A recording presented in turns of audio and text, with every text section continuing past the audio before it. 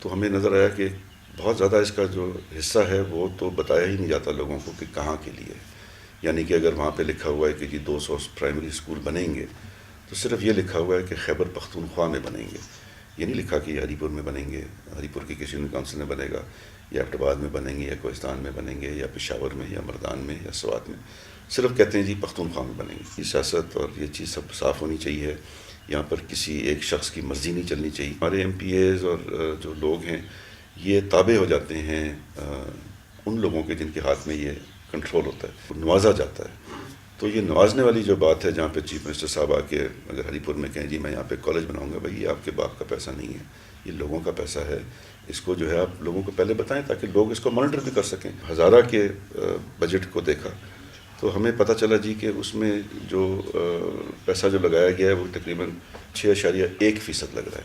اگر فارمولا ایک ہمارے پاس ہے NFC والا، جو حکومت سینٹر کی حکومت جو ہے صوبائی حکومت کو پیسے دیتی ہے، تو وہ اگر ہم فارمولا لگاتے ہیں تو ہزارہ کا شیئر 19.4% بنتا ہے اور ملتا اس کو صرف 6.1% ہے. اس سال کا ڈیولپمنٹ کا بجٹ 85 ارب روپے کا تھا.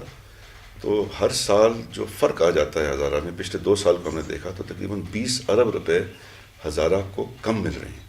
ہمیں انصاف صرف اس وقت ملے گا اور ہمارے اپنے وسائل پر ہمیں کنٹرول اسی وقت ملے گا جب ہمارا صوبہ ہوگا. یہ پہلے MMA کی حکومت تھی، ہم نے دیکھا جی کہ بنو جو ہے وہ بالکل ہی تبدیل ہو گیا. گورنمنٹ کا جو ڈاکیومنٹ ہے اس میں لکھا ہوا ہے کہ جی خیبر پختونخوا کے اسٹوڈنٹس کے لیے پچھلے سال 30 کروڑ روپیہ رکھا گیا تھا. سال کے آخر میں ریوائز بجٹ آتا ہے تو اس کو ہم نے دیکھا تو وہ سارا کا سارا 30 کروڑ روپیہ جو ہے وہ صرف مردان کے اسٹوڈنٹس کو ملا.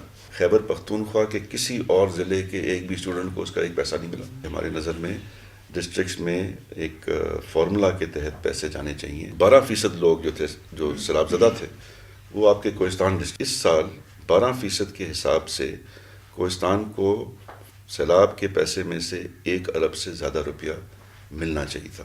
ان کو صرف جو ہے وہ 2.5 کروڑ روپیہ ملا.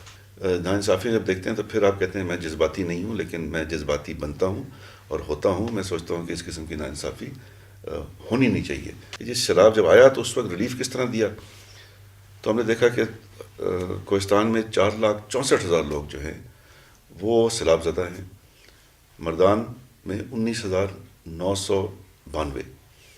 لیکن 19,992 لوگوں کے لیے جو پیسہ رکھا گیا ریلیف کے وقت وہ تھا 23 کروڑ روپیہ، اور 4,64,000 لوگوں کے لیے پیسہ جو رکھا گیا وہ تھا 16 ملین روپیے.